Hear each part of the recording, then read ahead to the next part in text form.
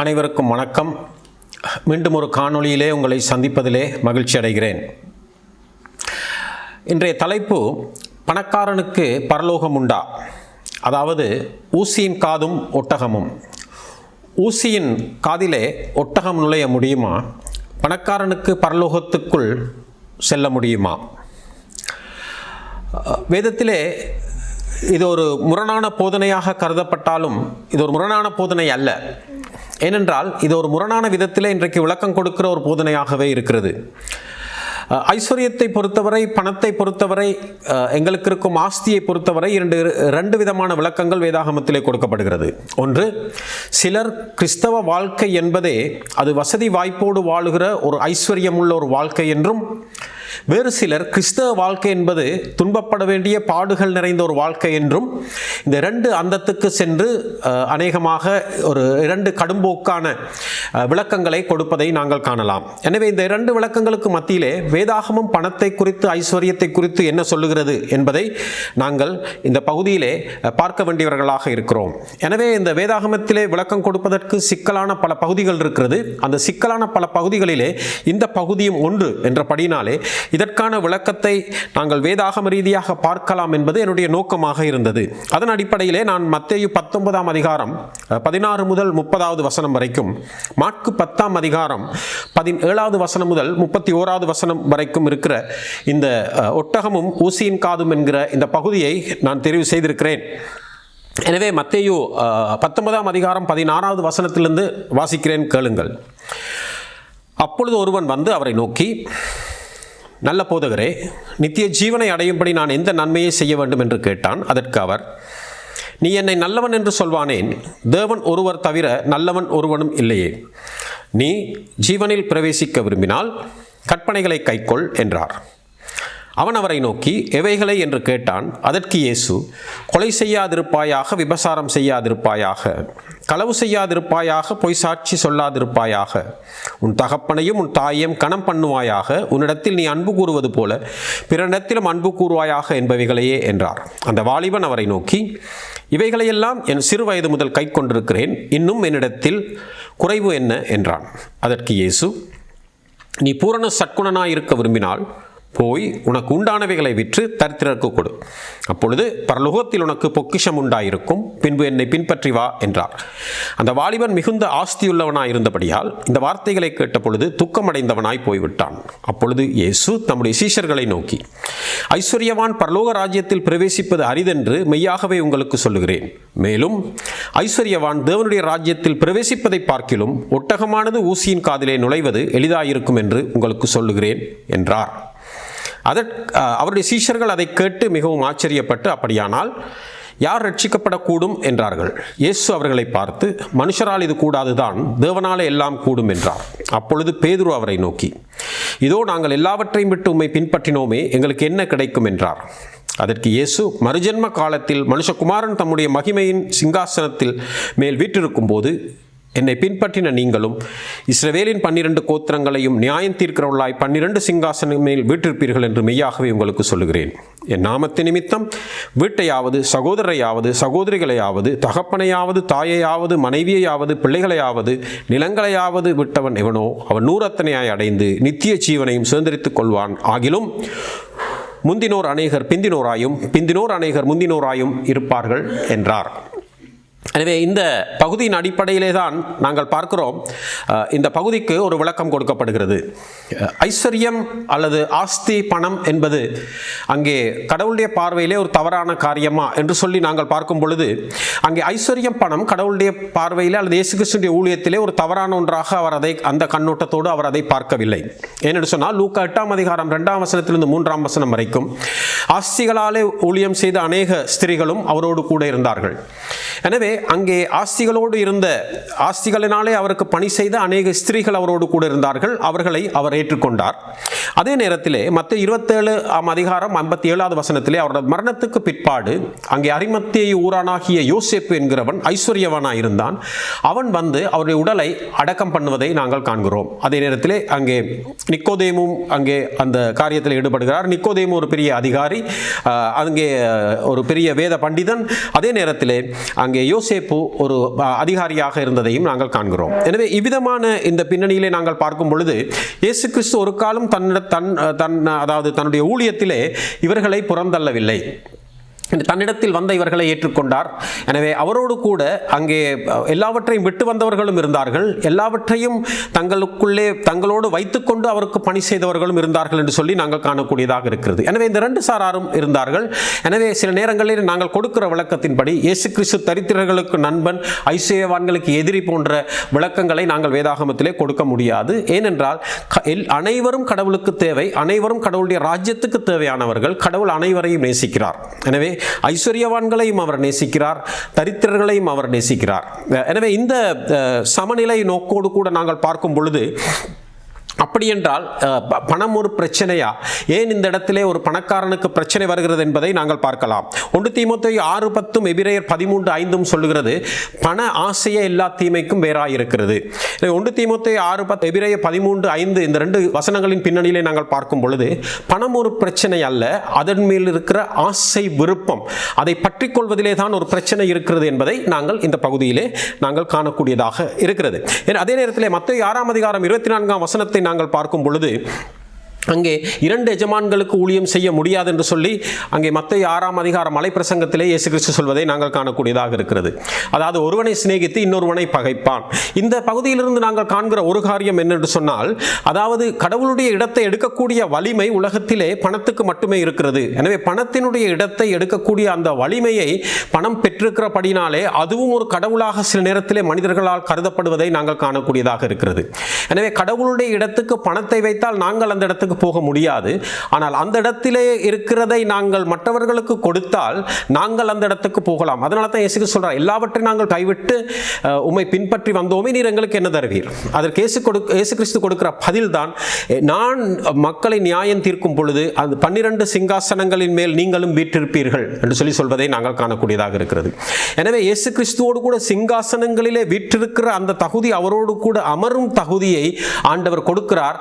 யாரை என்று சொன்னால், அங்கே பணத்தை நேசிக்காமல் அவரை நேசிக்கிறவர்களுக்கு கொடுக்கிறார் என்று சொல்லி நாங்கள் காண்கிறோம். எனவே கடவுளுடைய ஸ்தானத்திலே பக்கத்திலே நாங்கள் பணத்தை வைத்தால் நாங்கள் அந்த இடத்துக்கு போக முடியாது. நாங்கள் அந்த இடத்திற்கு போக வேண்டும் என்று சொன்னால் எங்களிடத்தில் இருக்கதை கடவுளுக்காக நாங்கள் செலவழிக்க வேண்டும் என்கிற ஒரு உண்மையையும் இயேசு கிறிஸ்து அந்த இடத்திலே சீஷர்களுக்கு கற்றுக் கொடுக்கிறதை நாங்கள் காணக்கூடியதாக இருக்கிறது. எனவே இயேசு கிறிஸ்துடைய அல்லது கடவுளுடைய இடத்தை எடுக்கக்கூடிய வலிமை பணத்துக்கு இருக்கிறது. எனவே அது மம்மோன் என்று அழைக்கப்படுவதை நாங்கள் காண்கிறோம். ஆங்கில வேதாகமங்களிலே அங்கே மம்மோன் என்று அழைக்கப்படுகிறது. மம்மோன் என்பது அது ஒரு விக்கிரகம். மம்மோன் என்பதும் ஒரு விக்கிரகத்துக்கு ஒப்பீட்டு அளவிலே அது பேசப்பட்டிருக்கிறது. எனவே பணம் கடவுளுடைய ஸ்தானத்தை எடுக்கக்கூடிய வலிமை பணத்துக்கு இருக்கிறது என்பதை நாங்கள் காண்கிறோம்.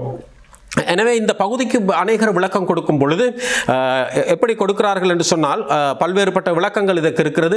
சிலர் இந்த பகுதியை எடுத்து, அதாவது ஒரு ஒட்டகமானது ஊசியின் வாசலிலே போக முடியாது என்பது அநேகருக்கு தெரியும்.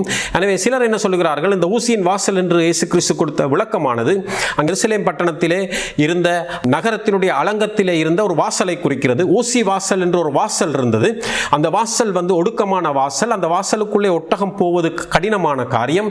எனவே அதில் ஒட்டகத்திலே கொண்டு வந்த பொருட்களை இறக்கி வைத்து விட்டு ஒட்டகம் செல்ல வேண்டும். அதே போல பணக்காரன் சில நேரங்களிலே தனக்கு இருக்கதை கொடுத்தால்தான் பரலோகத்துக்கு போக முடியும். எனவே பணத்தோடு ஒருவன் பரலோகம் போக முடியாது என்ற விளக்கங்களும், அதே நேரத்திலே வேறு சிலர் அந்த வாசல் ஒடுக்கமான வாசலாக இருக்கிறபடினாலே அதற்குள்ளே ஒட்டகம் கீழே உட்கார்ந்து கஷ்டப்பட்டு அதற்குள்ளே நுழைந்து வேதனையோடு போக வேண்டியிருக்கும். பணக்காரனும் அப்படித்தான். சில நேரத்திலே பரலோகத்தில் போகலாம், ஆனால் அவன் போவது கஷ்டமாக இருக்கும். எனவே அவனும் கஷ்டப்பட்டு போக வேண்டியிருக்கும் போன்ற விளக்கங்களை கொடுப்பதையும் நாங்கள் காணக்கூடியதாக இருக்கிறது. ஆனால் சரித்திர ரீதியாக நாங்கள் பார்க்கும் பொழுது எருசலேமிலே அப்படிப்பட்ட ஒரு வாசல் காணப்படவே இல்லை.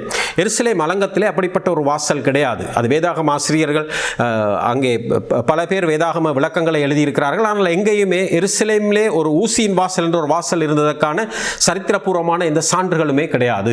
ஏனென்று சொன்னால் சில நேரத்தில் இந்த பகுதிக்கு நாங்கள் விளக்கம் கொடுப்பதற்கு கஷ்டமாக இருக்கிறபடினாலே இப்படிப்பட்ட ஏதாவது ஒரு விளக்கத்தை நாங்கள் வெளியிலே தேடி திரிகிறோம். ஆனால் அருமையானவர்களே, வேதத்தில் இருக்கிற விளக்கங்கள் எல்லாமே, வேதத்திலே கொடுக்க வேண்டிய விளக்கங்கள் எல்லாமே வேதாகமத்திலிருந்தே கொடுக்க வேண்டும். வேதாகமத்தில் இருக்கிற சிக்கல்கள் வேதாகமத்துக்குள்ளே இருந்துதான் தீர்க்கப்பட வேண்டும். வெளியிலே இருந்து கொடுக்கிற விளக்கங்கள் சில நேரத்திலே வேதாகமத்துக்கு அப்பாலே எங்களை எடுத்து செல்லக்கூடியதாக இருக்கும் என்பதுதான் என்னுடைய கருத்து. எனவே வேதத்தின் பிரச்சனைகளை வேதாகமத்தின் அடிப்படையிலே நாங்கள் தீர்க்க முயற்சி செய்வோம். எனவே இந்த பகுதிகள் அனைத்தை நாங்கள் பார்க்கும் பொழுது இயேசு கிறிஸ்துவோ அல்லது வேதாகமமோ அங்கே பணத்துக்கு எதிராகவோ ஐஸ்வர்யத்துக்கு எதிராகவோ பேசவில்லை. ஏனென்று சொன்னால் முதலாவது ஆரம்ப காலத்திலேயே நாங்கள் அங்கே பார்க்கும் பொழுது இஸ்ரவேல் மக்களுடைய வாழ்க்கையிலே அவர்கள் அங்கே அடிமைகளாக எகிப்து தேசத்திலே இருந்தார்கள், கஷ்டப்பட்டார்கள், வேதனைப்பட்டார்கள், ஒடுக்கப்பட்டார்கள், தொழில் ரீதியாக சுரண்டப்பட்டார்கள். அங்கே விதமாக ஒரு நசுக்கப்பட்ட நிலையிலே வறுமையிலே இருந்த அந்த மக்கள் அங்கே கடவுளுடைய விடுதலையை பெற்றுக்கொள்கிறார்கள். அந்த விடுதலை சாதாரண ஒரு விடுதலை அல்ல, அது சமூக, அரசியல், பொருளாதார, கலாச்சார ரீதியான ஒரு விடுதலை. எனவே அந்த விடுதலையிலே அவர்களுக்கென்று ஒரு சொந்த தேசம், அவர்களுக்கென்று ஒரு சொந்த நிலம், அவர்களுக்கென்று சொந்த வருமானம். அந்த வருமானத்தை குறித்து, அந்த தேசத்தை குறித்து கடவுள் பேசும் பொழுது அது ஒரு செழுமையான தேசம், பாலும் தேனும் ஓடுகிற தேசம், உங்களுக்கு நன்மையை கொடுக்கிற தேசம் என்று சொல்லுகிறார். ஏன்னா இதிலிருந்து கடவுள் மனிதனுக்கு நன்மையை கொடுக்க விரும்புகிறார், கடவுள் மனிதனுக்கு செழுமையை கொடுக்க விரும்புகிறார் என்பது எங்களுக்கு தெரிகிறது. எனவே கடவுள் அங்கே ஒரு மனிதன் தன்னுடைய ஜனத்தை விடுவித்து அவர்கள் நன்றாக இருக்க வேண்டும் என்று ஒரு விரும்புகிற காரியத்தை நாங்கள் இஸ்ரவேல் மக்களுடைய வாழ்க்கையிலே நாங்கள் பார்க்கலாம். எனவே அவருக்கு கீழ்ப்படிந்திருக்கும் பொழுது, என் உடன்படிக்கையை நீங்கள் கை கொள்ளும் பொழுது நீங்கள் என்னுடைய சொந்த சம்பத்தாய் இருப்பீர்கள் என்று சொல்லுகிறதை நாங்கள் யாத்திராகமம் 19 அதிகாரம் 4, 5, 6 வசனங்களிலே நாங்கள் பார்க்கிறோம். எனவே அவருடைய சொந்த மக்களாக, அவருடைய உரிமை சொத்தாக அங்கு அவர்கள் இருப்பதை அவர் யாத்திராகமம் 19, 4, 5, 6 அவர்களோடு ஒரு உடன்படிக்கை செய்யும் பொழுது அவர் சொல்லுகிறார். அதே நேரத்திலே அந்த தேசத்துக்கான எல்லா சட்டத்திட்டங்கள் ஒழுங்குகளையும் உடன்படிக்கையின்படி கொடுத்து அங்கே அவர்களை அந்த தேசத்துக்கு பல எதிரிகளை முறியடித்து அவர் அழைத்து செல்கிறார். அந்த தேசத்தை கடைசியில் அவர்களுக்கு பங்கிட்டு கொடுக்கிறார். அந்த தேசம் அவர்களுக்கு நன்மையான தேசமாகவே இருந்தது என்பதையும் நாங்கள் காணக்கூடியதாக அங்கே இருக்கிறது. எனவே இந்த அடிப்படையிலே நாங்கள் பார்க்கும் பொழுது கடவுள் ஐஸ்வர்யத்துக்கோ வசதிக்கோ தன்னுடைய மனிதன் நன்றாக இருக்க வேண்டும் என்பதற்கோ எதிரானவர் அல்ல. ஏனென்று சொன்னால் எங்களுடைய வாழ்க்கையிலே பணம், ஆஸ்தி, வசதிகள் எங்களுக்கு அவசியமானது. எங்களுடைய வாழ்க்கைக்கு, அன்றாட வாழ்க்கைக்கு பணம் எங்களுக்கு அவசியம். எங்களுடைய ஊழியங்களுக்கு பணம் எங்களுக்கு அவசியம். எங்களுடைய அனைத்து காரியங்களுக்கும், எங்களுடைய ஆகாரத்துக்கு, எங்களுடைய கல்விக்கு, எங்களுடைய பிள்ளை வளர்ப்புக்கு, எங்களுடைய ஊழியங்களுக்கு, அனைத்து காரியத்துக்கும் பணம் எங்களுக்கு அவசியம். பணம் இல்லாமல் நாங்கள் ஒன்றையும் செய்ய முடியாது. இந்த தேசம் செழுமையான தேசம், இதுக்கு நன்மையானதை உங்களுக்கு கொடுக்கும் என்று சொல்லும் பொழுது எங்களுடைய வாழ்க்கையும் அங்கே ஒரு செழுமையானதாக, நன்மையானதாக இருக்க வேண்டும். எங்களுடைய தேவைகளை அவர் சந்திக்கிறார், போஷிக்கிறார், வழி நடத்துகிறார் என்றெல்லாம் சொல்லி நாங்கள் பார்க்கலாம். எனவே இந்த கண்ணோட்டத்திலே நாங்கள் பார்க்கும் பொழுது அங்கே கடவுள் பணத்துக்கு எதிரானவர் அல்ல. அதே நேரத்தில் இயேசு கிறிஸ்துவினுடைய ஊழியத்திலும் அங்கே அவரோடு சேர்ந்திருந்த ஊழியம் செய்த அநேக ஐஸ்வர்யமுள்ள ஸ்திரீகள் இருந்தார்கள். ஆஸ்திகளினாலே அவருக்கு ஊழியம் செய்தார்கள். கடைசியிலே ஒரு ஐஸ்வர்யமுள்ள ஒரு மனிதன் அவரை அடக்கம் செய்ய வருகிறான் என்று சொல்லியும் நாங்கள் காணக்கூடியதாக இருக்கிறது. எனவே இயேசு கிறிஸ்துவினுடைய ஊழியத்திலே நாங்கள் பார்க்கும் பொழுது பல வசதி படைத்தவர்கள் இருந்தார்கள். மத்தேயு அங்கே நாங்கள் பார்க்கிறோம், அவன் ஆயக்காரனாக இருந்தவன், அவன் ஒரு வசதி படைத்தவனாக இருந்தவன். அவனை இயேசு கிறிஸ்து புறந்தள்ளவில்லை, அவனை ஒரு சீஷனாக, அப்போஸ்தலனாக அவர் ஏற்றுக்கொள்ளுகிறார். எனவே விதமான பின்னணியிலே நாங்கள் பார்க்கும் பொழுது தேவனுடைய ராஜ்யத்துக்கு அந்நியர்கள் அல்ல, அவர்களும் தேவனுடைய ராஜ்யத்துக்கு உட்பட்டவர்களே என்று சொல்லி நாங்கள் காணக்கூடியதாக இருக்கிறது. அடுத்த காரியம், பணக்காரன் பரலோக ராஜ்யத்திலே போக மாட்டான் என்று சொல்வதற்கு முன்பதாக பணக்காரன் யார் என்கிறதற்கு நாங்கள் வரை விளக்கணம் சொல்ல வேண்டியவர்களாக இருக்கிறோம். அதாவது பணக்காரன் என்பவன் யார், எவ்வளவு பணம் இருந்தால் ஒருவன் பணக்காரனாக இருக்க முடியும். இதையும் நாங்கள் பார்க்கும் பொழுது இது தேசத்துக்கு தேசம் எங்களுடைய பின்னணியிலே வேறுபடுவதை நாங்கள் காணலாம். ஆப்பிரிக்க தேசத்திலே ஒரு பணக்காரன் என்று சொல்பவன், அதாவது ஐரோப்பிய தேசத்திலே ஒரு வறுமையிலே வாழ்கிற ஒருவனோடு ஒப்பிட்டு பார்க்கும் பொழுது அதைவிட கீழானவனாக இருப்பான். ஏனென்றால் அவனுக்கு இருக்கிற வசதிகள் ஐரோப்பாவிலே ஒரு சாதாரண நடுத்தர குடும்பத்திலே வாழ்கிற ஒருவனுக்கு இருக்கிற வசதிகள் கூட அங்கே இருக்கிற சில பணக்காரர்களுக்கு இருக்காது என்பது என்னுடைய கருத்து. எனவே இங்கு ஐரோப்பாவில் இருக்கிற ஒருவரை பார்க்கும் பொழுது அல்லது ஐரோப்பிய தேசத்தை பார்க்கும் பொழுது அந்த தேசம் முழுமையாக ஒரு பணக்கார தேசமாகவே ஒரு ஆப்பிரிக்காவிலே அல்லது ஒரு ஆசிய கண்டத்திலே ஒரு பொருளாதார ரீதியாக பின்னடைந்த ஒரு தேசத்தில் இருப்பவனுக்கு தென்படும். ஆனால் அந்த தேசத்துக்கு போய் பார்க்கும் பொழுது அங்கே இருக்கிறவர்கள் எல்லோரும் ஐஸ்வர்யவான்களாக இருக்க மாட்டார்கள். அங்கே இருக்கிறவர்களுடைய அடிப்படை தேவையை சந்திப்பதற்காக சில காரியங்கள் அவர்களுக்கு இருக்கும். அதை வைத்து அவர்களை நாங்கள் ஐஸ்வர்யவான்கள் என்று கணிப்பிடவும் முடியாது. எனவே ஐஸ்வர்யவான் என்று சொல்வதற்கான விளக்கமும் வரை விளக்கமும் அதனுடைய மதிப்பீடும் தேசத்துக்கு தேசம், மக்களுக்கு மக்கள் வேறுபடுவதை நாங்கள் காணலாம். எனவே ஒரு தேசத்திலே ஐஸ்வர்யவான் என்று சொல்லுபவன் அதே ரீதியிலே அவனை கொண்டு போய் நாங்கள் இன்னொரு தேசத்திலே வைத்து அவனை ஐஸ்வர்யவான் என்று சொல்ல முடியாது. ஏன்னா அந்த தேசம் அவனை ஒரு ஐஸ்வர்யவானாக ஏற்றுக்கொள்ளாது. எனவே ஐஸ்வர்யவான் என்றால் யார், அவனுக்கு எவ்வளவு பணம் இருந்தால் அவன் ஒரு ஐஸ்வர்யவான் என்ற போன்ற காரியங்களே ஒரு மிகப்பெரிய ஒரு கேள்விக்குரிய காரியங்களாக இருக்கிறதை நாங்கள் காணக்கூடியதாக இருக்கிறது. இந்த இடத்திலும் மிகுந்த ஐஸ்வர்யம் உள்ளவனாக இருந்தான் என்று வேதம் சொல்லுகிறது. ஆனால் மிகுந்த ஐஸ்வர்யம் என்று அவன் சொல்லப்படுவது எந்த அளவு ஐஸ்வர்யம் என்று எங்களுக்கு தெரியாது. எனவே இந்த ஐஸ்வர்யவானை அல்லது இந்த வாலிபனை நாங்கள் பார்க்கும் பொழுது இங்கே இயேசு கிறிஸ்துவிடத்திலே வந்த ஒருவன், அவன் மிகுந்த பக்தி உள்ளவனாக இருந்தான், தேவ நம்பிக்கை உள்ளவனாக இருந்தான். சிறு வயது முதல் நான் இதை கை கொள்ளுகிறேன் என்று அவன் சொல்லுகிறான். அதே நேரத்திலே நியாயப்பிரமாணம் முழுவதையும் சரியான விதத்திலே கை கொள்ளுகிற எந்த குறைவும் இல்லாத ஒருவன் என்று சொல்லி நாங்கள் பார்க்கிறோம். அது இயேசு கிறிஸ்துக்கு அதை சவால் விடுகிறான். அவன் எனக்கு என்ன குறைவு இருக்கிறது, நான் சரியான ஒரு சமய ரீதியான ஒரு சிறந்த மனிதனாக நான் வாழ்ந்து கொண்டிருக்கிறேன், என்னிடத்தில் ஏதாவது குறை இருந்தால் நீ சொல்லும் என்று சொல்லும் பொழுது இயேசு கிறிஸ்து முக்கியமான ஒரு விடயத்திலே அவருடைய வாழ்க்கையிலே கை வைக்கிறார். அதுதான், உடத்தில் இருக்கிறதை தரித்திரருக்கு கொடுத்து விட்டு என்னை பின்பற்றி வா என்று சொல்லும் பொழுது இங்கே நாங்கள் பார்க்கிறோம், அவன் இயேசு கிறிஸ்து மேலே வைக்கிற நம்பிக்கையை விட அவன் பணத்தின் மேல் அதிக நம்பிக்கை வைத்திருந்தான் என்பதை நாங்கள் காணக்கூடியதாக இருக்கிறது. எனவே இப்படிப்பட்ட ஒரு சூழ்நிலையிலே சொல்லப்பட்ட வார்த்தை தான் இந்த வார்த்தை.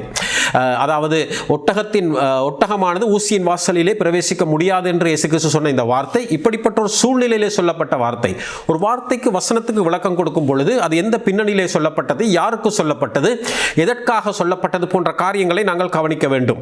எனவே இந்த இடத்திலே நாங்கள் பார்க்கும் பொழுது அங்கே பணத்தின் மேல் நம்பிக்கை வைத்திருந்த ஒருவன் அங்கே பணத்தின் மேல் ஆசைப்பட்டு அந்த இடத்தை விட்டு இயேசு கிறிஸ்துவை விட பணத்தை நேசிக்கிற ஒருவனாக இருந்து அங்கே விலகி போவதை நாங்கள் காணக்கூடியதாக இருக்கிறது. எனவே பணம் இயேசு கிறிஸ்துவோடு கூட ஒன்று சேர்ந்து பணி செய்யவும் எங்களுக்கு உதவலாம், இயேசு கிறிஸ்துவை விட்டு விலகி சொல்லவும் எங்களுக்கு உதவலாம். எனவே இந்த ரெண்டு ரீதியாக நாங்கள் இதை கண்ணோட்டத்தோடு இந்த விடயத்தை நாங்கள் பார்க்க வேண்டியது இருக்கிறது என்பதை நாங்கள் காண்கிறோம். எனவே அப்பொழுது பரலோகத்தில் உனக்கு பொக்கிஷம் உண்டாயிருக்கும், பின்பு என்னை பின்பற்றி வா என்கிறார். அதாவது எப்படி பரலோகத்தில் பொக்கிஷம் உண்டாயிருக்கும், இதை செய்தால் எப்படி பரலோகத்தில் உங்கள் பொக்கிஷம் உண்டாயிருக்கும், பரலோகத்தில் உங்கள் பொக்கிஷங்களை சேர்த்து வையுங்கள் என்றும் சொல்லுகிறார். அதை எப்படி பரலோகத்தில் பொக்கிஷங்களை சேர்த்து வைப்பது, எப்படி பரலோகத்தில் பொக்கிஷங்களை உண்டாக்குவது. எனவே இந்த கண்ணோட்டத்திலே நாங்கள் பார்க்கும் பொழுது அதாவது எங்களுடைய ஆஸ்தியோ எங்களுடைய பணமோ எங்களுக்கு இருப்பதோ பரலோகத்துக்கு எங்களை கொண்டு செல்வதற்கு முன்பதாக இந்த உலகத்திலே அதை நாங்கள் பரலோகத்துக்காக பயன்படுத்தினால் எங்களுடைய மரணத்துக்கு எங்களுடைய வாழ்க்கைக்கு பிறகும் அது பரலோகத்துக்கு மக்களை அனுப்புகிற ஒன்றாக, பரலோகத்துக்கு பயன் கொடுக்கிற ஒன்றாக இருக்கும். பரலோகத்துக்கு பயன் கொடுக்கிற ஒரு காரியத்தை நாங்கள் இந்த உலகத்திலே செய்யும் பொழுது அது பரலோகத்திலே சேர்த்து வைக்கிற பொக்கிஷத்துக்கு ஒப்பாக இருக்கிறது என்பதை நாங்கள் காணக்கூடியதாக இருக்கிறது. சரி, இந்த பகுதியை நாங்கள் இப்படியே பார்த்து கொண்டிருக்கும் பொழுது எப்படி இந்த சிக்கலுக்கு நாங்கள் அதாவது இந்த வார்த்தைக்கு அல்லது இந்த வசனத்துக்கு நாங்கள் எப்படி தீர்வு காணலாம் என்பதுதான் எங்களுக்கு இப்பொழுது முக்கியமான கேள்வியாக எங்களுக்கு முன்பாக இருக்கிறது. அதாவது ஊசியின் வாசலுக்குள்ளே ஒட்டகம் போக முடியுமா? ஏனென்றால் ஒட்டகத்தினுடைய அளவும் ஊசியின் வாசலினுடைய அளவும் எங்களுக்கு தெரியும். எனவே இப்படிப்பட்ட ஒரு சிக்கலான இந்த வசனத்துக்கு நாங்கள் எப்படி விளக்கம் கொடுக்கலாம்? நான் முதல்ல கூறியது போல வேதாகமத்துக்கான விளக்கம் வேதாகமத்திலேயே இருக்கிறது. அதாவது இந்த பகுதியை நாங்கள் பார்க்கும் பொழுது சில நேரங்களில் வேதாகமத்தில் ஒரு பகுதியை மட்டும் பார்த்துவிட்டு மற்ற பகுதியை நாங்கள் பார்ப்பது இல்லை. ஆனால் இந்த பகுதியை நாங்கள் வாசிக்கிற அதே நேரத்தில் முழு வேதாகமமும் சில நேரங்களில் நாங்கள் வெளிப்படுத்தலிருந்து ஆதியாகமம் வரைக்கும் அல்லது ஆதியாகமத்திலிருந்து வெளிப்படுத்தல் வரைக்கும் ஒரு விடயத்தை குறித்து வேதாகம் என்ன பேசுகிறது என்கிற ஒரு வேதாகம இறையியல் ரீதியாகத்தான் நாங்கள் இந்த சத்தியத்தின் மூலமாகத்தான் நாங்கள் சில பகுதிகளுக்கு அங்கே தீர்வு காணலாம். அந்த ரீதியிலே மாற்கு 10ஆம் அதிகாரம் 24ஆம் வசனத்தை நாங்கள் வாசிக்கும் பொழுது அதில் ஒரு முக்கியமான காரியத்தை இயேசு கிறிஸ்து சொல்லுகிறார். என்ன சொல்லுகிறார் என்றால், சீஷர் அவர்களுடைய வார்த்தைகளை குறித்து ஆச்சரியப்பட்டார்கள். இயேசு பின்னும் அவர்களை நோக்கி, பிள்ளைகளே, ஐஸ்வர்யத்தின் மேல் நம்பிக்கையாக இருக்கிறவர்கள் தேவனுடைய ராஜ்யத்தில் பிரவேசிக்கிறது எவ்வளவு அரிதாக இருக்கிறது. இதிலிருந்து நாங்கள் என்ன பார்க்கிறோம் என்று சொன்னால், அந்த இயேசு கிறிஸ்துவினுடைய சொன்ன விடயத்திலேயே இயேசு கிறிஸ்துவினுடைய பதிலும் இருக்கிறது. ஏனென்றால் மாற்கு எழுதின சுவிசேஷத்திலே மட்டும் இந்த வார்த்தை அமைந்திருக்கிறது. 24வது வசனம், அதாவது 25வது வசனத்திலே அவர் சொல்லுகிறார், ஐஸ்வர்யவான்கள் தேவனுடைய ராஜ்யத்தில் பிரவேசிப்பதை பார்க்கிலும் ஒட்டகமானது ஊசியின் காதிலே நுழைவது எளிதாயிருக்கும் என்றார். அதற்கு முன்பதாக 24வது வசனம், பிள்ளைகளே, ஐஸ்வர்யத்தின் மேல் நம்பிக்கையாக இருக்கிறவர்கள் தேவனுடைய ராஜ்யத்தில் பிரவேசிப்பது எவ்வளவு அரிதாயிருக்கிறது. எனவே ஐஸ்வர்யம் ஒரு பிரச்சனை அல்ல, ஐஸ்வர்யத்தின் மேல் நம்பிக்கையாக இருப்பதே இந்த இடத்திலே பிரச்சனையாக இருக்கிறது. ஏனென்றால் இந்த சம்பவம் நடந்த பின்னணியை நாங்கள் பார்க்கும் பொழுது அந்த வாலிபன் ஐஸ்வர்யத்தின் மேல் நம்பிக்கையுள்ளவனாக இருந்து அங்கே அவன் இயேசு கிறிஸ்துவை விட்டு விலகி செல்வதை பார்க்கலாம். எனவே இயேசு கிறிஸ்துவின் மேல் நம்பிக்கை வைக்காமல் ஐஸ்வர்யத்தின் மேல் நம்பிக்கை வைக்கிற அவன் கடைசியிலே தேவனுடைய ராஜ்யத்திலே பிரவேசிக்க முடியாது என்று சொல்வதை நாங்கள் காண்கிறோம். எனவே அருமையானவர்களே, இந்த இடத்திலே இருக்கிற பிரச்சனை என்னவென்று சொன்னால், எங்களுடைய நம்பிக்கையை குறித்த பிரச்சனை இந்த இடத்திலே இருக்கிறது. யார் மீது நாங்கள் நம்பிக்கை வைத்திருக்கிறோம்? இந்த வாலிபனுக்கு ஒரு தெரிவு கொடுக்கப்படும் கேட்கப்படுகிறது, உன்னிடத்தில் இருக்கிற ஐஸ்வர்யத்தை நம்புகிறாயா அல்லது நீ என்னை நம்புகிறாயா? நீ என்னை நம்ப வேண்டும் என்று சொன்னால் ஐஸ்வர்யத்தை நீ நம்ப முடியாது. அப்படி என்றால் அதை கொடுத்து விட்டு என் பின்னாலே நீ வா என்று சொல்றார்.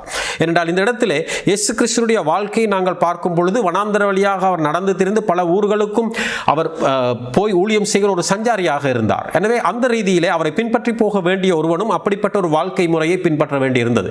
அதனால இயேசு கிறிஸ்து அவனுக்கு சொல்கிறார், நீ அதை விட்டுவிட்டு என்னை பின்பற்றி நீ வர வேண்டும் என்றால் இதை விட்டு தரித்திரக்கு கொடுத்து விட்டு என்னை பின்பற்றி வா என்று சொல்கிறார். நியாயமான ஒரு கோரிக்கை, நியாயமான ஒரு தெரிவை செய்வதற்கு அவனை தூண்டுகிறார்.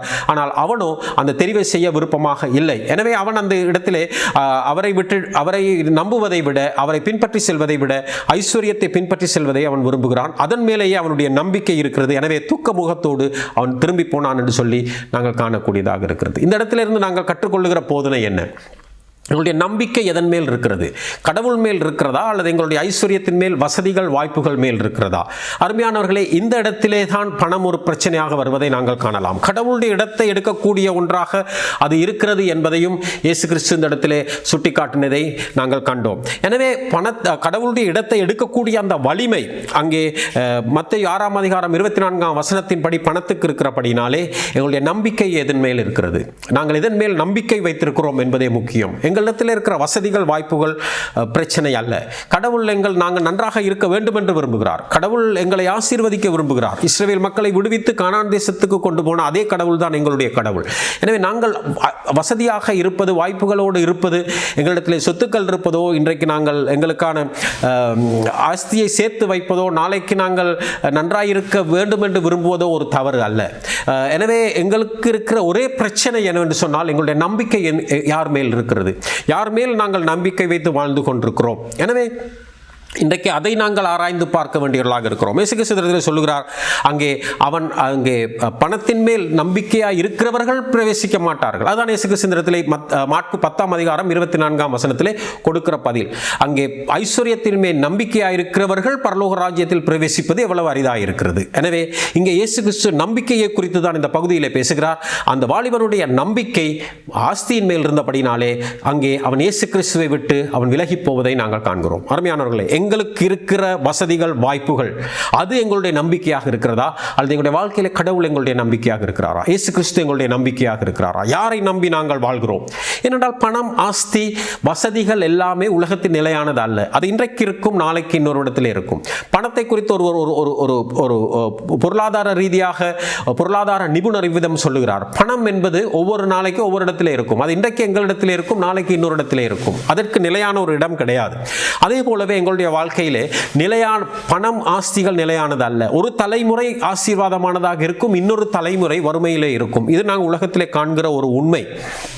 எனவே இந்த ரீதியிலே நிலையானவர் ஒருவர் மட்டுமே, நித்தியமானவர் ஒருவர் மட்டுமே, நேற்றும் இன்றும் என்றும் மாறாது, ஆதியும் அந்தமும் அல்பாவும் ஒமேகாவும், முந்தினவரும் பிந்தினவரும் இருந்தவரும் இருக்கிறவரும் வரப்போகிறவருமான கர்த்தர், நிலையான கர்த்தர், நித்தியமான வாழ்க்கையை எங்களுக்கு தரவல்லவராக இருக்கிறார். எனவே அவருடைய இடத்துக்கு நாங்கள் போக வேண்டும் என்று சொன்னால் அவரோடு கூட சமப்படுத்தி வைத்திருக்கிற, அவருடைய நிலையில வைத்திருக்கிற பணத்தை எடுத்துவிட்டு நாங்கள் அவரிடத்திலே செல்ல வேண்டியவர்களாக இருக்கிறோம்.